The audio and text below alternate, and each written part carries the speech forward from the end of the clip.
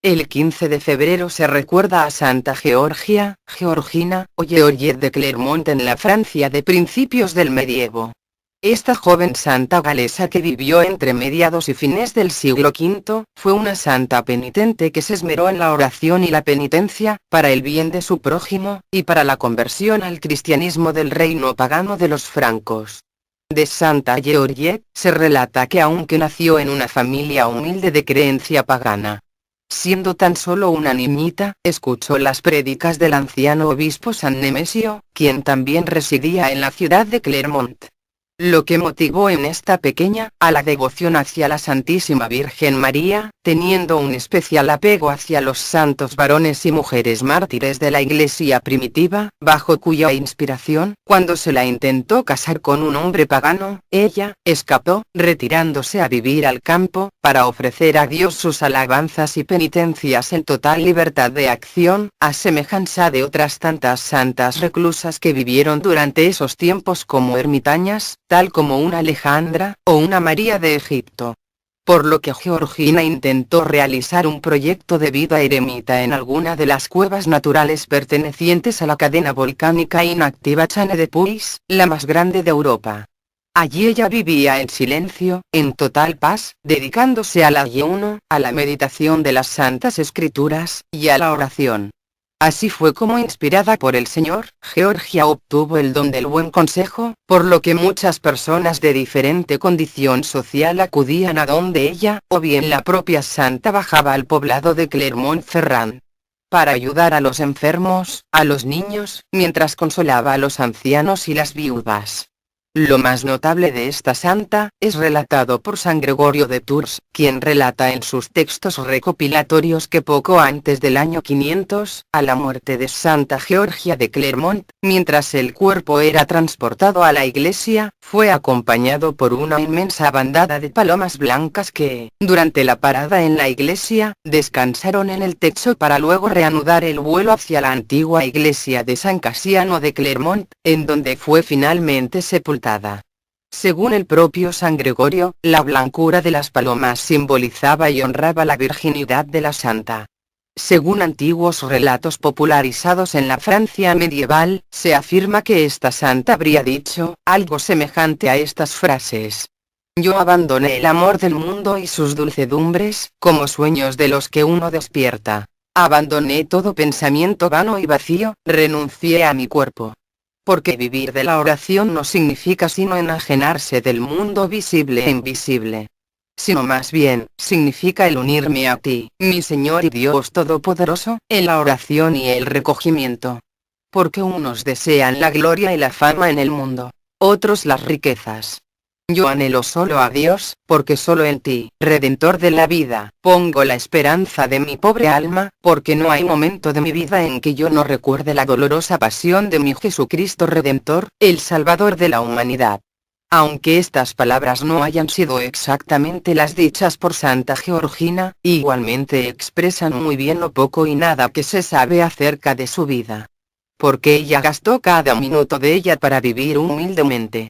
ofrendando a Dios lo poco y nada que ella poseía, que era su humilde amor al Señor, buscando pasar desapercibida ante las personas de su tiempo, que de seguro no hablaban nada bien de ella, pues la veían bajar de las montañas, mal vestida, y desdeñosa, por lo que muchos estudiosos han postulado que ella se convirtió en la burla para su pueblo, porque la observaban tal como si ella fuese una ermitaña andrajosa.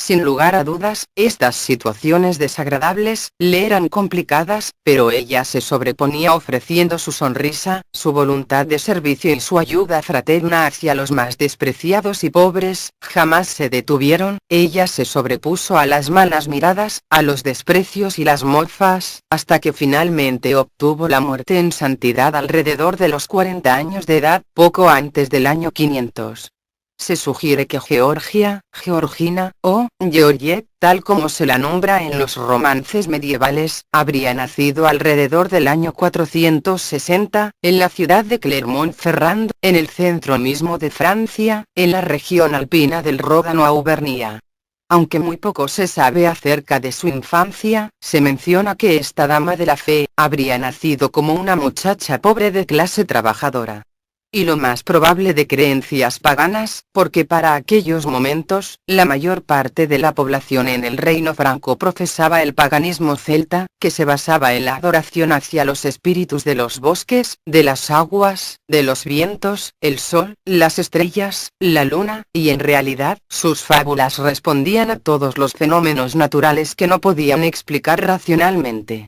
La Iglesia católica era tolerada, más por una mera formalidad, pues el rey de los francos en aquellos años, Childerico I, aunque era pagano, era un aliado de los últimos emperadores romanos occidentales, que tenían como fe oficial del imperio el catolicismo, y por ello, se toleraba la fundación de iglesias por todo el reino franco. Pero el pueblo común no aceptaba la fe del Cristo. Y esto era una realidad especialmente en lo referente a la región de Clermont, que para esos tiempos aún se la llamaba, las tierras del Nemesis, que en galés antiguo, significa, el bosque sagrado.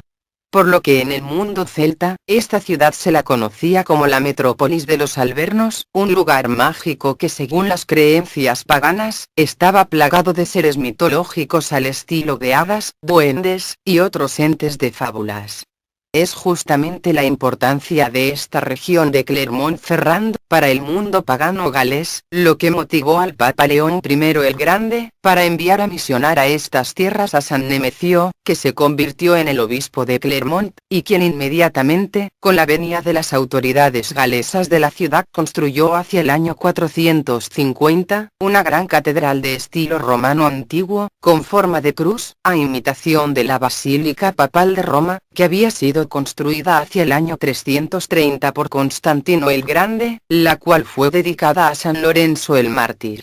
Haciendo traer reliquias de San Vitalis Santa Agrícola de Bolonia, los que fueron depositados en un sarcófago del siglo IV en mármol blanco, siendo depositados en el altar de esta nueva catedral de Clermont. Es, durante los últimos años de vida de San Nemesio, que la pequeña niña Georgia, acudió a la Basílica de San Lorenzo, a escuchar la prédica del anciano obispo San Nemesio. Las palabras del santo se impregnaron tan profundamente en la pequeña, que a esa corta edad, no más de unos 10 años de edad, ella decidió convertirse en una virgen consagrada a Cristo, tal como antes lo habían hecho las populares santas que habían alcanzado la corona martirial entre los siglos I y el IV. Entre las cuales estaban las santas de la Francia primitiva, Blandina de León, y Colomba de Sens. O bien, las veneradas Inés de Roma, Lucía de Siracusa, Ágata de Catania, Catalina de Alejandría, Viviana de Roma, o Bárbara de Nicomedia. Georgina continuaría profundizando acerca de la pasión de Cristo, pero con la muerte del obispo Nemesio, en el año 462, hubo un gran retroceso en las misiones católicas en la región. La familia de la jovencita intentó entonces casarla bajo el rito celta, con un hombre pagano, por lo que la jovencita, armada solo con algunos textos de piedad, escapa hacia el sector montañoso perteneciente a la cadena volcánica inactiva, Chane de Puis, la más grande de Europa, en la cual hay muchos valles y mesetas en donde abundan cuevas naturales, en donde la muchacha pasó varios años, en silencio, ofrendando sus oraciones y penitencias a su Señor y esposo Jesucristo. A pesar de la adversidad del clima de los Alpes, la gracia de Dios no la abandonó, se alimentaba de frutos silvestres, hierbas, y alimentos que le prodigaba la bondad del Señor. En estos lugares, ella viviría por largos periodos para encontrarse con Dios en el silencio y el rezo meditado.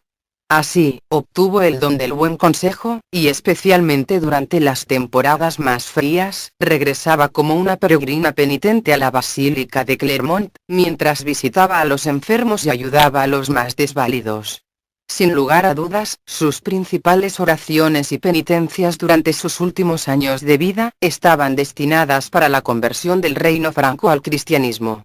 Lo cual ocurriría hacia el año 492, cuando la reina Santa Clotilde de León, convence a su esposo, el rey Clodoveo I para convertirse al cristianismo católico. Lo que le concedió a Francia, en el año 496, el privilegio de ser llamada por el Papa Anastasio II, como la hija primogénita de la Iglesia. Sin duda, esto sería una de las alegrías más grandes en los últimos 4 años de vida de Santa Georgia de Clermont.